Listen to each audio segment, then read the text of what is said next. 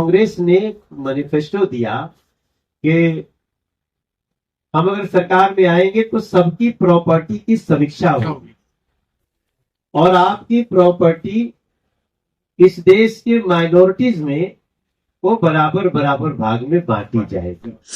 आप क्या समझते हैं, 2 बार से प्रधानमंत्री नरेंद्र मोदी हैं, तो इस देश में जो लोग दूसरी विचारधारा के वो चैन से बैठे हैं क्या? आपका राम जी का मंदिर बन गया तो उनको अच्छा लग रहा है क्या? 370 हट गया उनको अच्छा लग रहा है क्या? खुलेआम भारत तेरे टुकड़े होंगे कहने वालों को टिकट दिया जा रहा है, अब इसके बाद भी सोचने का है क्या?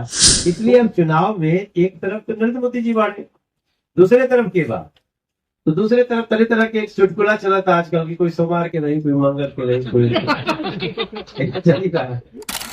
आप लोग ऐसे देखने में लगेगा कि हाँ 100 लोग बैठे हैं, लेकिन वास्तव में ये 100 लोग नहीं है, ये कम से कम 10 लाख लोग हैं जो यहाँ बैठे हैं, तो प्रभावित करने वाले। हम आप सबसे प्रार्थना करते हैं, ये देश को इस समय पूर्वांचल की जरूरत है। हम पूरब है, पूरब वाले हर जान की कीमत जानते। होठों पे सच्चाई रहती है, जहां दिल में सफाई रहती है। हम उस देश के वासी हैं जिस देश में गंगा बहती है,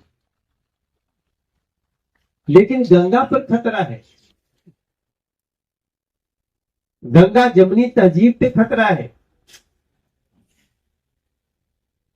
आज जितने लोग एक हुए हैं उनकी नीयत अच्छी नहीं है देश के लिए।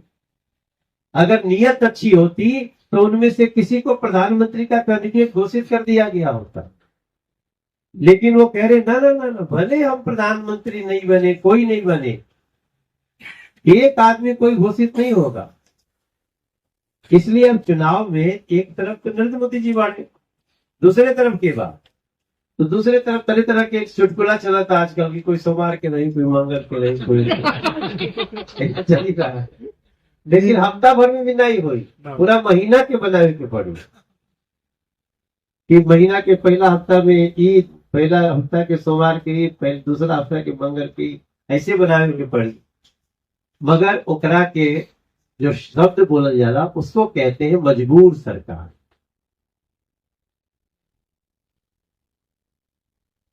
अब तो पता नहीं आप लोग अभी कांग्रेस की मैनिफेस्टो पढ़नी है जा कि नहीं पढ़नी है जा, यो पढ़ल बड़ा जरूरी बा, पढ़ल भी जरूरी बा और बतावल भी जरूरी बा। जहां कांग्रेस खुलेआम, कल तक हम लोगों के यहां से शंका होती थी, लोग बोलते थे, अब तो मुस्लिम समाज के लोगों में भी ये बात बोल रहे हैं कि कांग्रेस ने मैनिफेस्टो दिया कि हम अगर सरकार में आएंगे तो सबकी प्रॉपर्टी की समीक्षा होगी और आपकी प्रॉपर्टी इस देश के माइनॉरिटीज में वो बराबर बराबर भाग में बांटी जाएगी, क्योंकि माइनॉरिटीज का पोटेंशियल तभी देश को काम आएगा जब आपका धन संपत्ति गहना गुड़िया सब बराबर बराबर में बांट दिया जाए। और ये सोच के हम तो बड़ा डराने वाला सोच है। यहां तक कि एक थॉट आया, मृत्यु के बाद अगर किसी की मृत्यु हुई तो उसकी प्रॉपर्टी का 45% रख के 55% माइनॉरिटी में बांटा जाएगा। और माइनॉरिटीज में भी उनकी परिभाषा माने सिख और बौद्ध जैन की नहीं, माइनॉरिटी मीन्स मुस्लिम। हमें लगता है कई लोग तो पढ़े, कई लोगों को पहली बार पता चला होगा अगर आज के डिस्कशन में नहीं आई तो ऐसा सोचने वाली भी पार्टियां हैं। ये हमारा फंडामेंटल राइट है, आप जो अर्न करते हैं, आप टैक्स चुका के, वो आपका पैसा है। तो लेकिन सोचने वालों ने कर दिया, तो हम क्या देखने किया क्यों? तब हमको लगता है ये देश में गृह युद्ध कराने की कोशिश है। आप जिनका मन बढ़ा रहे हैं, अगर वो समझदारी से काम न ले तो बेवकूफ बना रहा है। तो यहां तो अगर लाठ पर एक बित्ता ज्यादा कोई के आर कोल में बढ़ गए तो करे में मर्डर हो जा रहा। सही तो आप तो पूरी संपत्ति लेकर के बांटने की बात कर रहे हैं। इट मीन्स आप गृह युद्ध में झोंकना चाहते हैं देश को। लेकिन बात बटे कि हम लोग के यहाँ एक और समाज में चलेगा, ए भाई देखो ढेर राजनीति मत बतिया हुआ, थोड़ा सा दिमाग भारी होता। तो आज एक अभी आवत समय ना रास्ता में एक कहानी पढ़त रहूंगा बाबूजी।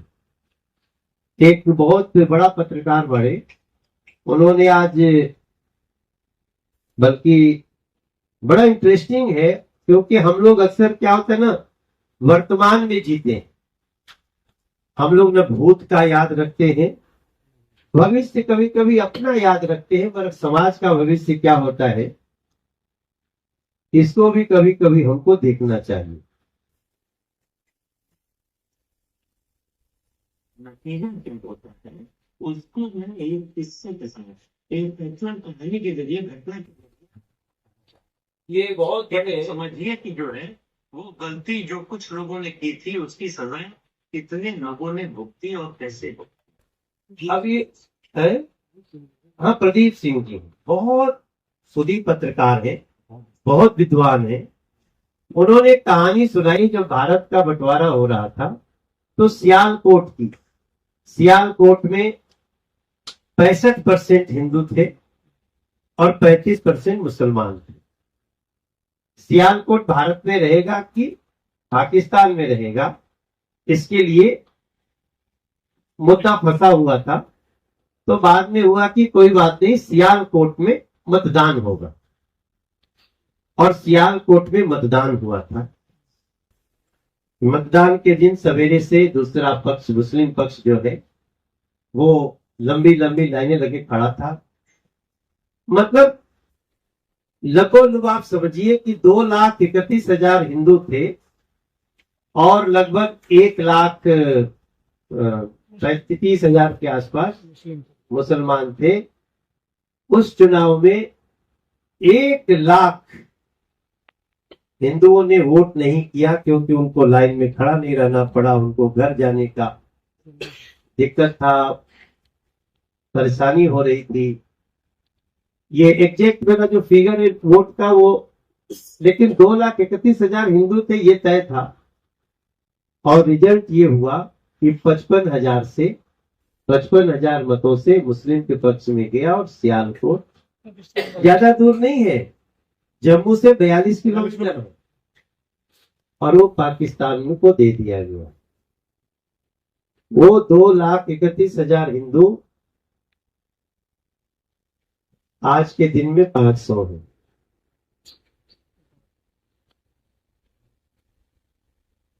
हमें राजनीति डिस्कस करनी चाहिए। राजनीतिक भी खराब हो सकते हैं, राजनीति में, लेकिन कोई ना कोई तो हमने के समाज में ही फैलौले बा कि राजनीति गंदा चीज होला, जेकरे कारण हमने के वोट देवे के ना छुट्टी मारे के बाद वो दिन थोड़ा रोड खाली रही तनी चले के बाद। तो एगो की कहानी, वैसे तो बहुत बात हम लोग भी चिंता करते हैं कि मतदान बहुत जरूरी है, पहले मतदान फिर जलपान सब, लेकिन देखिए 50% से ज्यादा मतदान नहीं किए।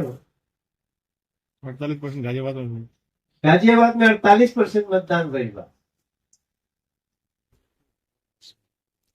और पक्का जान लीजिए कि मतदान का प्रतिशत अगर आप राष्ट्रवादी और गैर राष्ट्रवादी देखें तो राष्ट्रवादियों का ही कम हो रहा। ठीक है, हम जो चुनाव 5 लाख से जीतते थे, हो सकता है उसका मतदान का अंतर 3 लाख हो जाए, लेकिन ऐसा क्यों हो रहा है? हम अपने भविष्य को इतना बड़ा मैनिफेस्टो लिख के देना, हमारे यहाँ वो तो हम लिख लिख एक एक लाइन पढ़ रहे हैं। तो आज पूर्वांचल समाज की जिम्मेदारी है कि चुनाव के महत्व को भी बताना जरूरी है, क्योंकि हमारे हिंदुओं को भगवा आतंकवाद कहने वाले कांग्रेस के ही लोग थे, कोई बड़े दूर नहीं गए। हमारे देश में साधुओं का, महात्माओं का अगर किसी ने बोल दिया तो उसके साथ क्या क्या होता है, कितनी यातनाएं होती हैं, इसमें कोई बहुत दूर नहीं बीता है। तो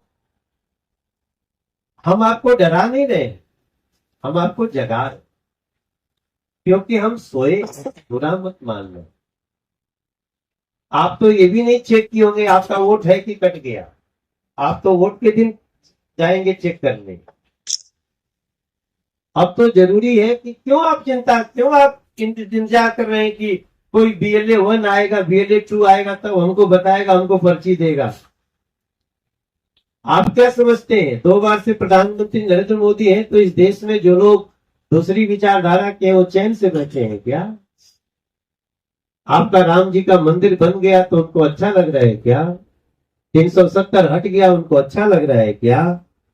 देश के 48 करोड़ नए लोग बैंकों से जुड़ गए उनको अच्छा लग रहा है क्या? सबका पैसा अकाउंट से अकाउंट में जाने लगा, बिचौलिए खत्म हो गए, उनको अच्छा लग रहा है क्या? इस देश के गली गली में जाइए, लोगों के, महिलाओं के घर में इज्जत घर बन गया, बीच में बिचौलियों का सारा पैसा खत्म हो गया, उनको अच्छा लग रहा है क्या? तो अच्छा